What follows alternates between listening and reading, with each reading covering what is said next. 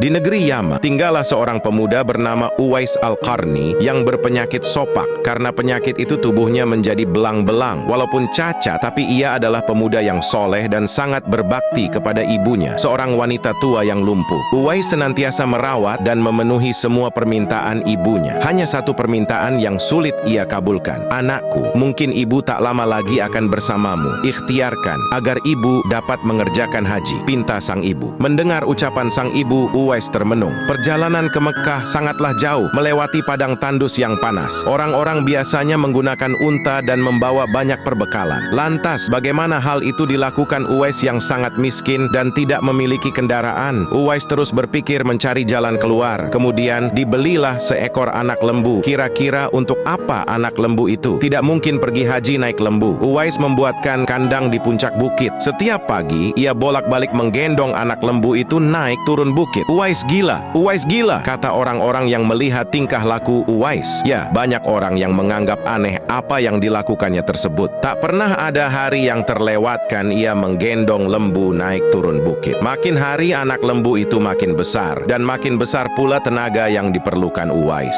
Tetapi karena latihan tiap hari, anak lembu yang membesar itu tak terasa lagi. Setelah 8 bulan berlalu, sampailah pada musim haji. Lembu Uwais telah mencapai 100 kilogram. Begitu juga otot Uwais yang makin kuat. Ia menjadi bertenaga untuk mengangkat barang. Tahukah sekarang orang-orang apa maksud Uwais menggendong lembu setiap hari? Ternyata ia sedang latihan untuk menggendong ibunya. Uwais menggendong ibunya berjalan kaki dari Yaman ke Mekah. Subhanallah, alangkah besar cinta Uwais pada ibunya itu. Ia rela menempuh perjalanan jauh dan sulit demi memenuhi keinginan ibunya. Uwais berjalan tegap menggendong ibunya wukuf di Ka'bah. Ibunya terharu dan bercucuran air mata karena telah melihat Baitullah. Di hadapan Ka'bah, ibu dan anak itu berdoa, "Ya Allah, ampuni semua dosa ibu," kata Uwais. "Bagaimana dengan dosamu?" tanya sang ibu keheranan. Uwais menjawab, "Dengan terampuninya dosa ibu, maka ibu akan masuk surga. Cukuplah ridha dari ibu yang akan membawaku ke surga." Itulah keinginan Uwais yang tulus dan penuh cinta. Allah Subhanahu wa Ta'ala pun memberikan karunia untuknya. Uwais seketika itu juga sembuh dari penyakit sopaknya. Hanya tertinggal bulatan putih di tengkuknya. Tahukah kalian apa hikmah dari bulatan disisakan di tengkuknya Uwais tersebut? Itulah tanda untuk Umar bin Khattab dan Ali bin Abi Thalib, dua sahabat Rasulullah, untuk mengenali Uwais. Beliau berdua sengaja mencari di sekitar Ka'bah karena Rasulullah Shallallahu Alaihi Wasallam berpesan, "Di zaman kamu nanti akan lahir seorang manusia yang doanya sangat makbul. Kalian berdua pergilah cari dia. Dia akan datang dari arah Yaman. Dia dibesarkan di Yaman. Sesungguhnya Allah mengharamkan atas kamu durhaka pada ibu dan menolak kewajiban dan meminta yang bukan haknya dan membunuh anak hidup-hidup. Dan Allah membenci padamu banyak bicara dan banyak bertanya. Demikian pula memboroskan harta, menghamburkan kekayaan." Hadis riwayat Bukhari dan Muslim.